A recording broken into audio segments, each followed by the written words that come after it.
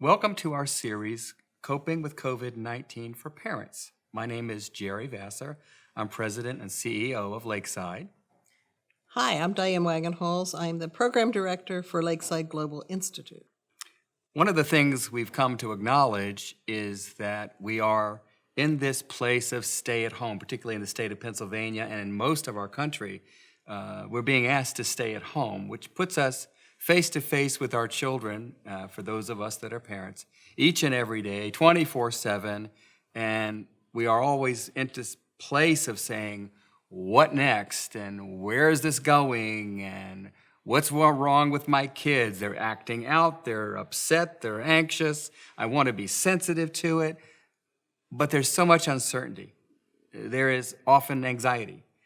But there's also behavior that we just don't know what to do with. We don't know how to discipline it. We're not sure when to discipline it. We're not sure what to say about it and how to react to it.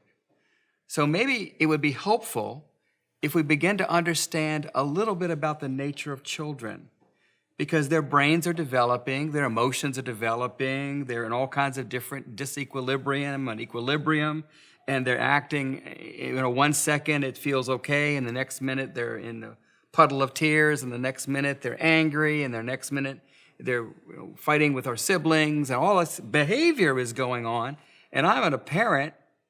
I'm a little bit frustrated already by all the circumstances around us. Right. But then I've got these children that are kind of acting out. Yeah. So maybe I need to have some help in understanding. So I'm going to turn to my expert, and I'm going to say, Diane, can you help us understand a little bit more about why children do what they do? Sure. I found an amazing acronym. As you've heard, I am someone who likes acronyms. That is the answer for why kids misbehave. And I want to pause and have people think about, what do you say what's the first thing that comes out of your mouth when, let's say, one kid smacks another kid or throws something at another kid, and you've said, how many times have you said, don't throw something at your little brother or your little sister?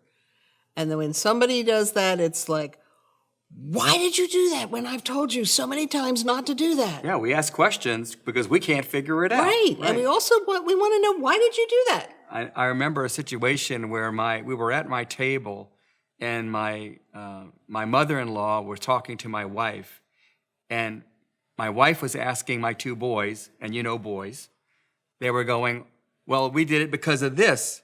And my wife would go, well, why? And we did this. And what they were saying was really crude. And her mother said, could you please stop asking? They don't know. Exactly. Right. And that's the point. Yeah. If you ask a child, sometimes it's an adult too, why did you just do that? Right.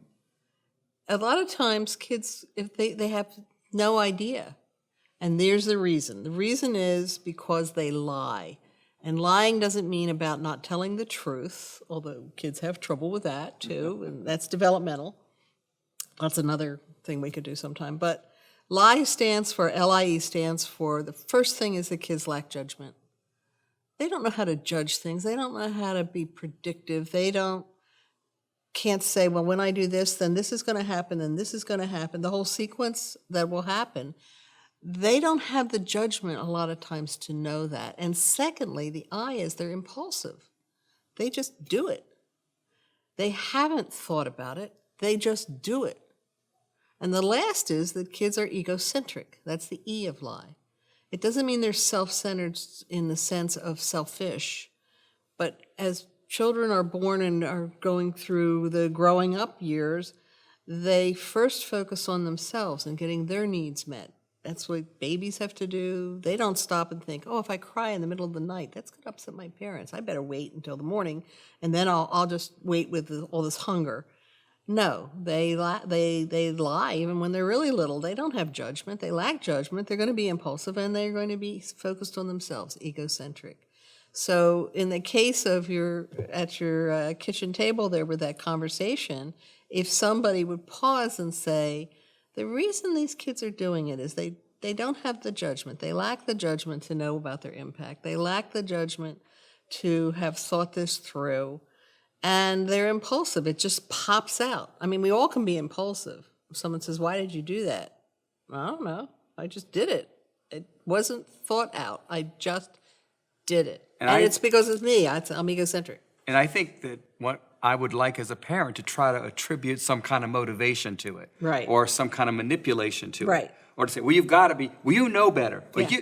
Right. the answer to that is, no, they don't. No, they don't. No, they So don't. you do have to give them the boundaries, and you can do some of the things that are part of your job, but part of knowing about lie takes that edge away from a parent, because children can't help the fact that they lie, that they lack judgment. Over time, you're going to help them get more judgment. Over time, you're going to help them control impulses. Over time, they will gradually learn how to care about other people and be less egocentric, less self-focused, so they can be other-focused.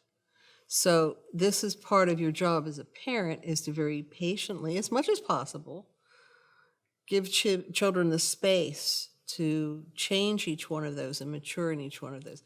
Meanwhile, when you know that, and you can actually, I don't know if it's feasible, but you can teach kids, when you say, why did you do that? For kids to say, because I lie. Remember, Mom?